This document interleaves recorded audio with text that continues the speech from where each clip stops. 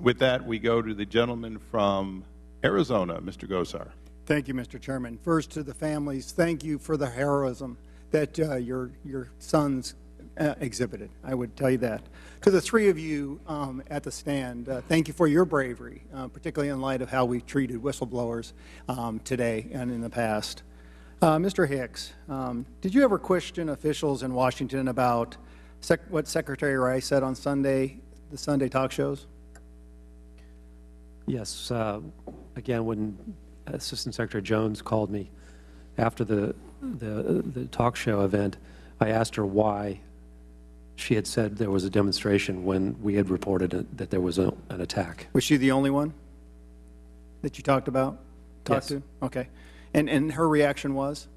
Her reaction, again, was, I don't know, and it was very clear that from the tone that I should not proceed with any further. So she was very curt? Yes. Okay.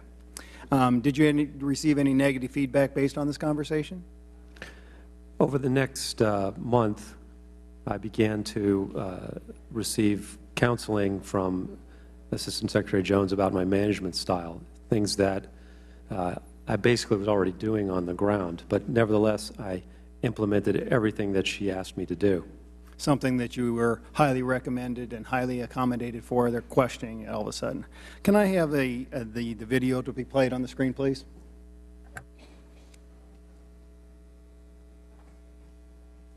The fact is, we had 4 dead Americans. Was it because of a protest, or was it because of guys out for a walk one night who decided they'd go kill some Americans? What difference at this point does it make? It is our job to figure out what happened and do everything we can to prevent it from ever happening again. Well, I'm really mad, but Mr. Hicks, could I give you the opportunity to respond to that question? What difference does it make? I think the question is, what difference did it make? Yep. President Makaryev was insulted in front of his own people, in front of the world. His credibility was reduced. His ability to lead his own country was damaged. He was angry. A friend of mine who ate dinner with him in New York during the UN season told me that he was still steamed about the talk shows 2 weeks later. And I definitely believe that it negatively affected our ability to get the FBI team quickly to Benghazi. So that definitely impacted getting the FBI to look at the crime scene, did it not?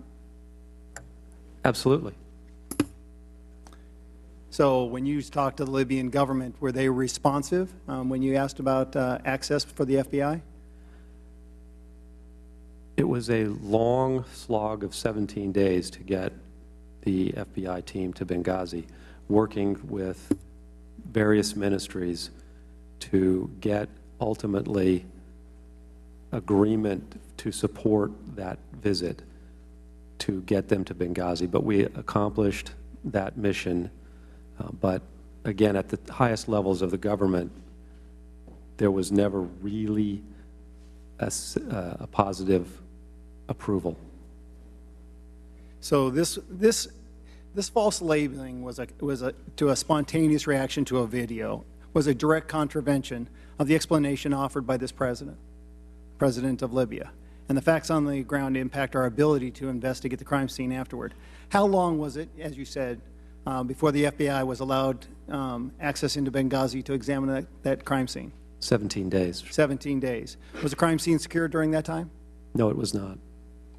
We repeatedly asked the government of Libya to secure the crime scene and prevent interlopers, but they were unable to do so. So let me get the timeline finalized here. So the FBI is sitting in Tripoli for weeks, waiting for the approval of the Libyan government to travel to Benghazi. Is that appropriate?